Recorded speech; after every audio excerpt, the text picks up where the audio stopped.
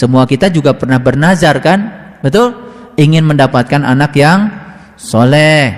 Makanya kalau hajatan tentang anak kita kan doanya semoga menjadi anak yang soleh dan solehah. Cuman kita nggak ngerti anak soleh itu kayak apa. Itu kan yang nggak ngerti. Lihat saya, kata Nabi, anak yang soleh itu anak yang bisa mendoakan ibu bapaknya. Gimana doa untuk ibu bapak? Robbik firli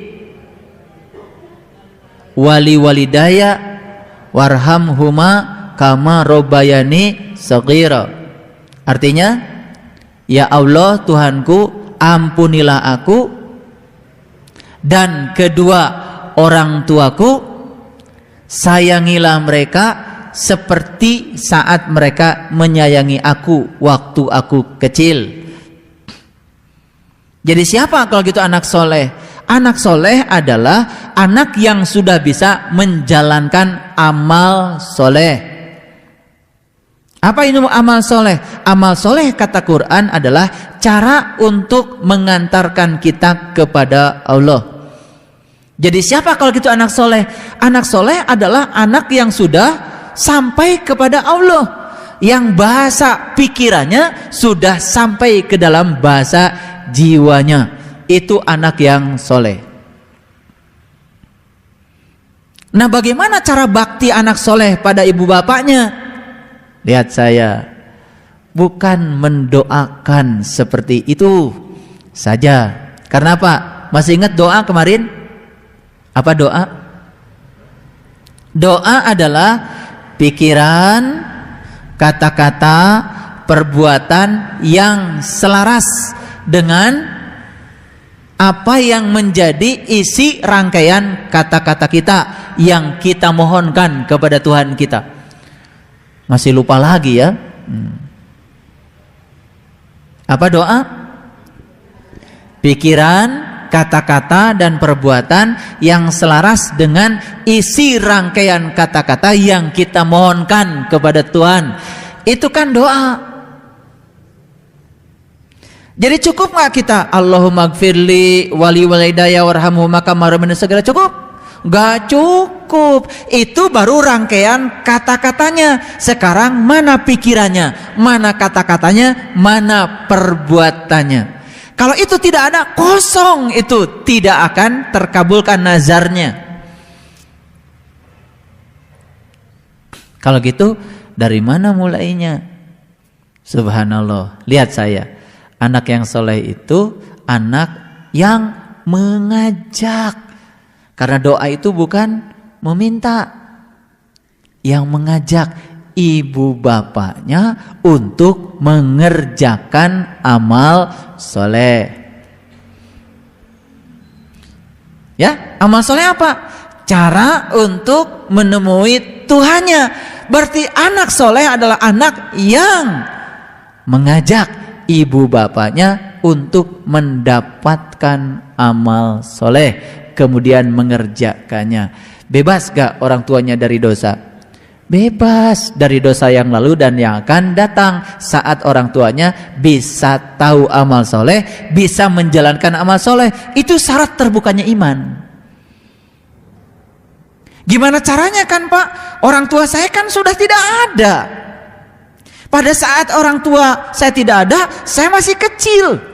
Loh, kan dibilangnya tadi, sayangilah mereka seperti mereka menyayangi aku waktu aku kecil. Sekarang saya tanya, kecil tuh umurnya berapa sih? Waktu kecil itu waktu kita sedang mengalami fase awal dari kehidupan. Itu yang disebutkan fase mas kumambang. Itu adalah fase kita yang sebenarnya. Jadi bagaimana orang tua kita dulu bisa mengalami fase itu? Ya tentu saja orang tua kita itu harus ditiupkan kembali.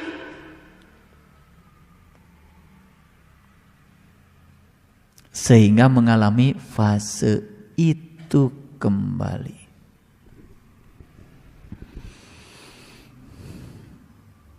Oke? Jadi siapa itu? Mungkin jadi cucumu, mungkin jadi buyutmu. Saya sudah lihat itu. Saat dia terlahir, kita akan melakukan hal yang sama kepadanya seperti saat kita dulu lahir diperlakukan yang sama oleh beliau. Pada saat beliau, cuman kita kan pandangannya yang awam. Itu anakku, padahal jiwanya jiwa siapa? Kan gitu. Itu adalah jiwa yang lama yang diberi casing yang baru. Karena kamu dulu disekolahkan, tugasmu sekarang menyekolahkan. Makanya semua yang terlahir sebagai keturunanmu hari ini, itu adalah jiwa-jiwa yang pernah berutang budi padamu.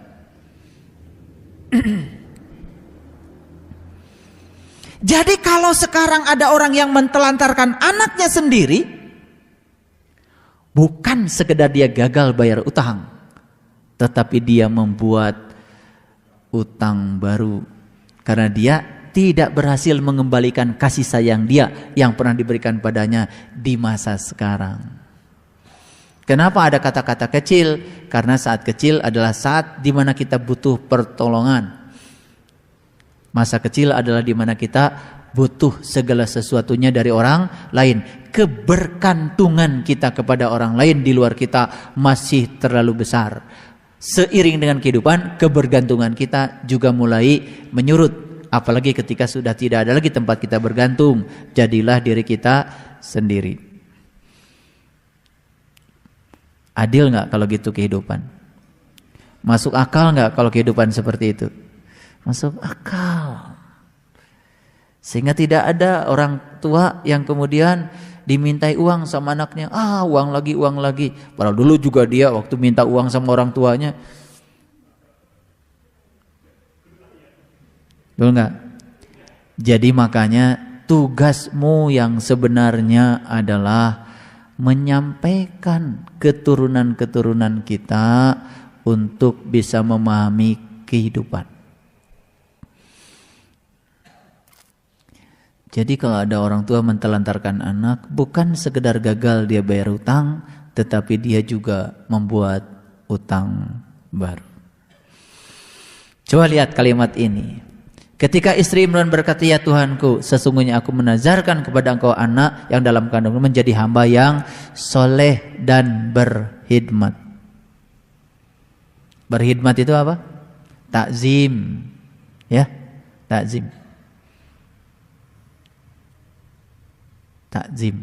Ya, takzim itu penuh rasa hormat. Ya, makanya lihat. Anak-anak yang baktinya pada ibu bapaknya bagus, biasanya kehidupannya juga bagus. Berkah. Ya. Jadi kalau dalam kehidupan kita banyak sesuatu yang itu koreksi dirinya yang pertama adalah bagaimana perlakuanmu pada orang tuamu. Sehingga banyak sekarang ini orang-orang yang ketika orang tuanya sudah meninggal baru diziarahi. Tapi saat hidup mah nggak pernah ditengok. Ya, udah meninggal di kuburan, baru setiap lebaran datang berziarah. Saat hidup mah dulu sakit juga nggak peduli. Itu aneh ya.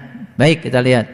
Ya, tempo hari ada jamaah kita, begitu saya ngomong begini, dia merasa perlakuan dia pada orang tuanya kurang baik selama ini. Orang tuanya masih hidup, tapi jauh di sana. Maka dia selesai pengajian langsung pulang, ya, minta cuti nengok ibunya.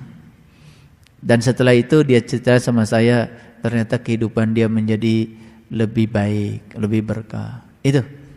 Baik, kita lanjutkan.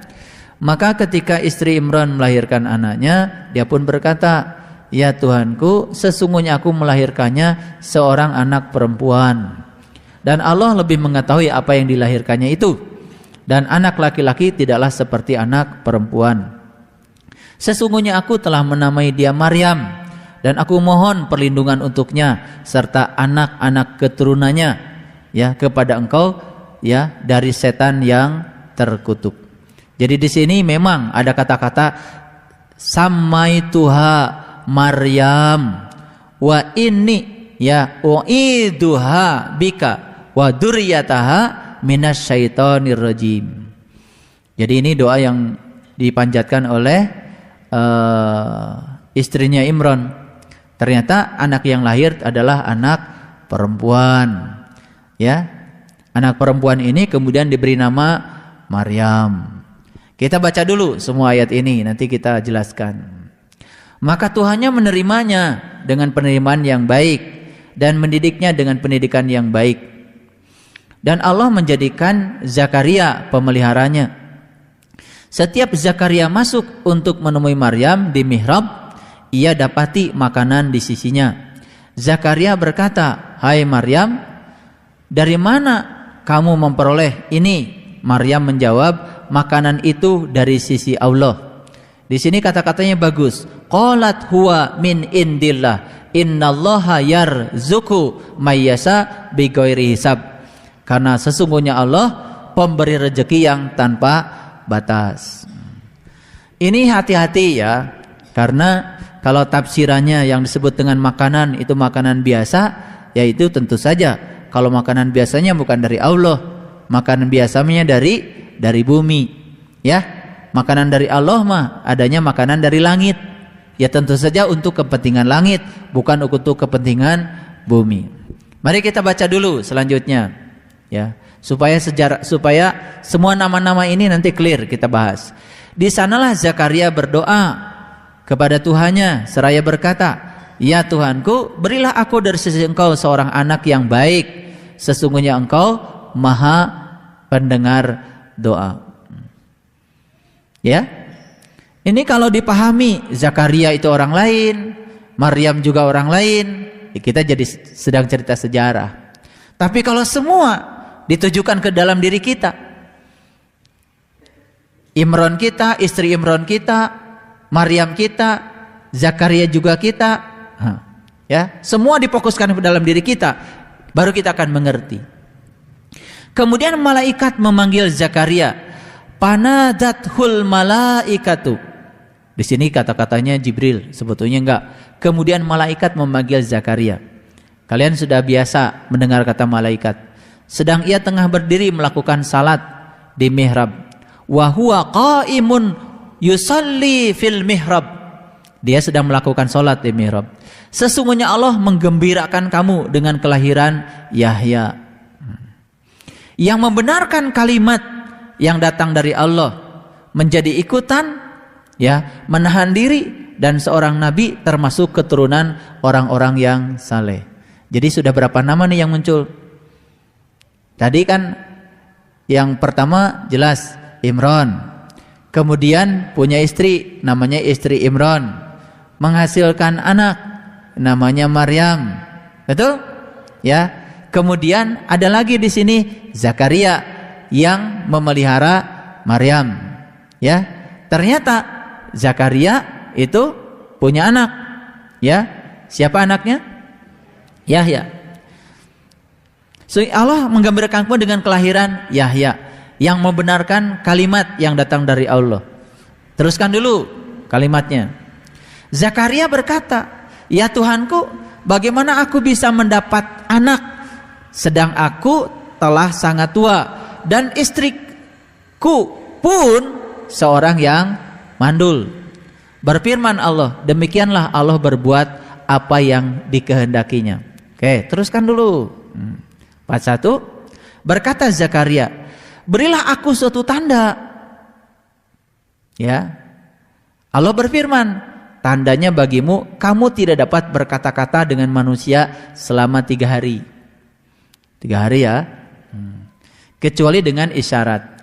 Dan sebutlah nama Tuhanmu sebanyak-banyaknya, serta bertasbihlah di waktu pagi dan petang. Perintahnya apa? Bertasbihlah kamu di waktu pagi dan petang. Perintahnya itu pagi dan petang. Makanya yang menyepelekan tasbih pagi dan petang, nanti itu nggak punya anak. Nggak lahir-lahir anaknya. Yahyanya nggak lahir-lahir. Yahya itu bahasa Arab. Yahya itu artinya hidup. Ya. Jadi bisa melahirkan hidup yang lebih hidup. Itu. Kan ada orang yang di dunia ini kelihatan hidup padahal sebenarnya mati. Bahasanya pun kalau yang gini jelas, pasti bahasa pikiran. Keras memang, ya. Gampang menyerang, gampang nangis, kadang-kadang gampang bahagia. Gampang menghujat, gampang tertawa. Tuh. Yang kayak gitu banyak, ya. Kenapa? Karena dia belum menemukan hidup. Makanya Nabi Isa itu salah satu mujizatnya adalah menghidupkan yang mati. Siapa yang mati? Yang mati kan di dalam diri kita adanya dulu. Diri sejati kita mati. Ketika mati dia tidak pernah bisa memberikan kontribusi pada pikiran, pada tubuh. Mati. Beda dengan orang yang sudah tubuh dan pikirannya itu dicahayakan oleh cahaya jiwa. Beda. Kualitas hidupnya beda dengan orang yang hidupnya hanya dengan tubuh dan pikirannya. Kenapa? Karena jiwanya masih mati. Yahya dalam dirinya belum lahir.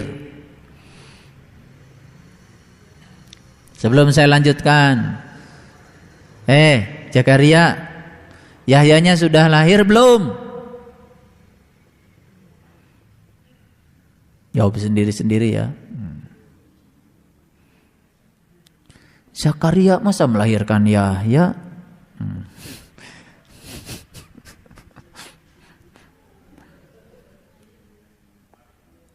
Iya. Zakaria itu pelindung siapa? Pelindung Maryam. Jadi Maryam itu siapa? Oke. Maryam adalah sebuah nama, sesuatu yang melahirkan, ibu yang sebenarnya. Siapa Zakaria? Zakaria tentu saja laki-lakinya Maryam. Siapa Yahya? Ya tentu saja Yahya ini adalah anak laki-laki dari Zakaria. Paham? Anak laki-laki dari Zakaria. Kok Zakaria bisa melahirkan? Ya Allah. Laki-laki itu bisa melahirkan.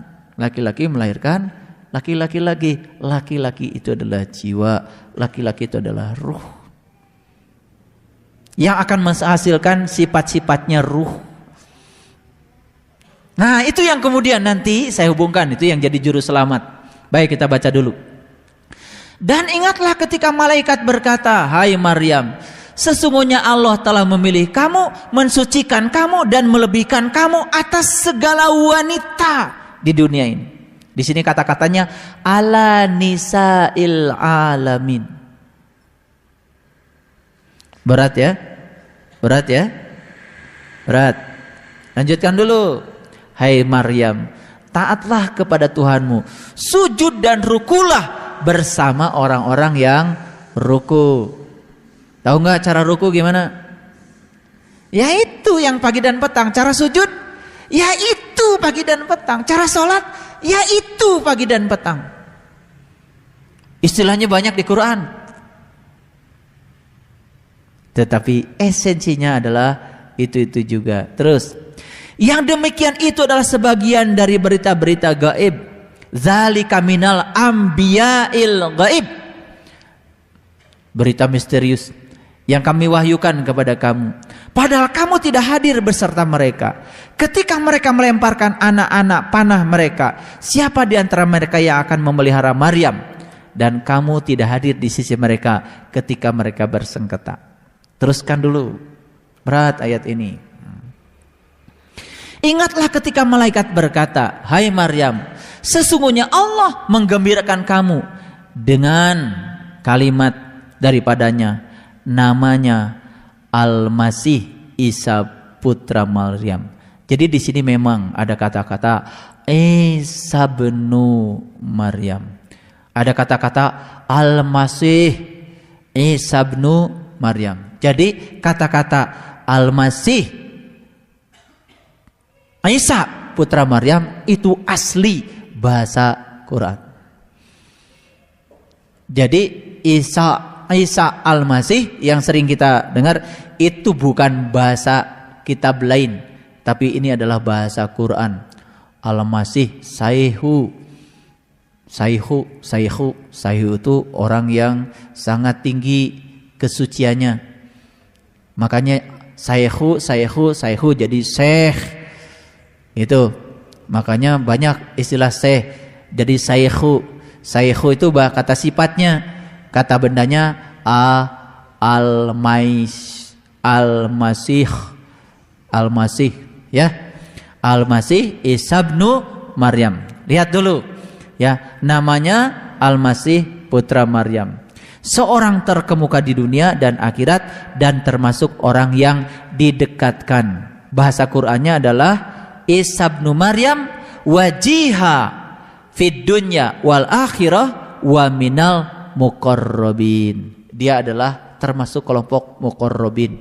Muqarrabin itu orang yang didekatkan kepada Tuhan. Ya. Dan dia berbicara dengan manusia dalam buayan. Dan ketika sudah dewasa, dan dia adalah termasuk orang-orang yang soleh. Jadi ya masih ya Al-Masihnya Isa ibnu Maryam itu karena dia termasuk orang-orang yang solihin. Makanya di situ termasuk orang yang dapat nikmat. Makanya di Quran surat Al-Fatihah ini sudah kita bahas. Lanjut dulu ayat berikutnya. Ya, Maryam berkata, "Ya Tuhanku, betapa mungkin aku mempunyai anak, padahal aku belum pernah disentuh oleh seorang laki-laki pun." Ini yang menjadi perdebatan. Ya, ini yang jadi perdebatan. Apa makna dibalik semua ini? Kenapa ya tanpa ada disentuh laki-laki kok bisa punya anak? Pelajaran apa yang paling berharga di sini?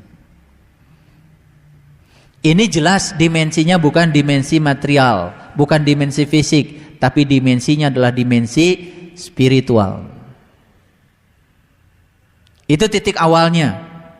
Dimensinya adalah dimensi spiritual. Memahaminya harus dalam dimensi spiritual, tidak dalam dimensi fisik. Kalau dalam dimensi fisik kita akan capek lelah, debatable jadinya. Tapi dimensinya harus dimensi spiritual. Allah berfirman, "Demikianlah Allah menciptakan apa yang dikehendakinya. Apabila Allah berkehendak menetapkan sesuatu, maka Allah hanya cukup berkata kepada dia, jadilah dia." Ini kata-kata yang dipakai adalah fa innama yaqulu lahu kun fayakun. Ini kuliahnya harus dibaca dulu semuanya. Dan Allah akan mengajarkan kepadanya Alkitab, wa yu'allimul kitab wal hikmah wat Taurat wal Injil. Jadi kepadanya diajarkan kitab, hikmah, Taurat dan Injil. Jadi sebetulnya ya Isa putra Maryam ini belajarnya bukan hanya belajar Injil. Belajar apa menurut ayat ini? Ia belajar kitab, termasuk Taurat. Sedangkan kita tahu Taurat itu diturunkan kepada Nabi Musa. Itu dimensi fisik. Tapi dalam dimensi spiritual, Quran, Taurat, Injil, itu semua sama. Itu adalah kitab suci ya, yang dapat dibacot tanpa ditulis. Nah, lihat dulu ayat selanjutnya, harus dibaca seluruhnya. Dan Rasul sebagai Bani Israel, wa rasulan ila Bani Israel. Dia adalah Rasul. Jadi ternyata semua Rasul itu adalah Bani Israel. Masuk akal ya? Kelompok orang, komunitas yang berjalan menuju Tuhan. Sesungguhnya aku telah datang kepadamu dengan membawa suatu tanda dari Tuhanmu, yaitu aku membuat untuk kamu dari tanah berbentuk burung. Burung ada sayapnya? Burung ada sayapnya? Ada. Kemudian aku meniupnya. Mana tanahnya? Ini tanah. Berbentuk apa tanah? Berbentuk burung. Ada sayapnya? Ada. Kemudian meniupnya. Maka ia menjadi seekor burung. Bisa terbang gak burung? Bisa. Terbang kemana? Terbang ke langit. Ya Allah. Dengan seizin Allah, dan aku menyembuhkan seorang yang buta sejak dari lahirnya. Jelas sekarang? Lihat dulu. Ini dibuat dari apa? Dari tanah. Dibentuk apa? Dibentuk burung. Supaya apa? Supaya bisa terbang. Hebat ya Quran ya. Tapi selama ini kan bacanya sepotong-sepotong ya. Betul nggak? Lanjut dulu, makanya baca dulu semuanya. Saya nanti akan berikan. Dan dan sebagai rasul, ya, dari Bani Israel. Sesungguhnya aku telah datang kepadamu dengan bawa suatu tanda dari Tuhanmu, yaitu aku membuat untuk kamu dari tanah berbentuk burung. Kemudian aku meniupnya. Yes. Lihat dulu saya. Setelah berbentuk burung, baru meniupnya. Niup dulu, jadi burung dulu. Jadi burung dulu, baru meniupnya. Oke? Setelah meniupnya jadi apa? Menjadi seekor burung. Apa? Terbang. Meninggalkan apa?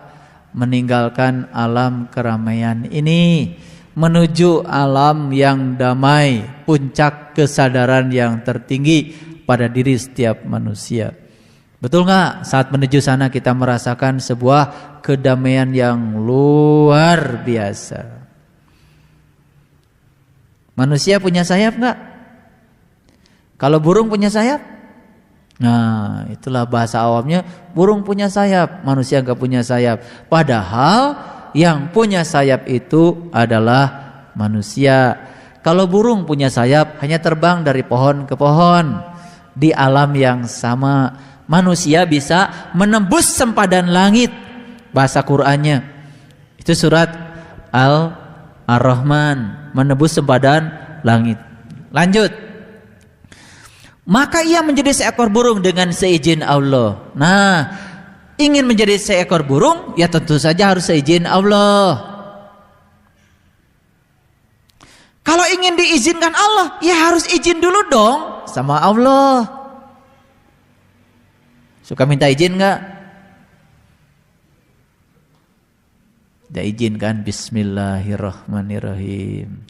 Astagfirullahaladzim.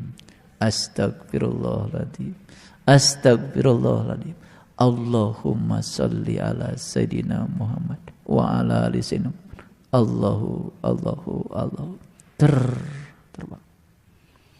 Headless.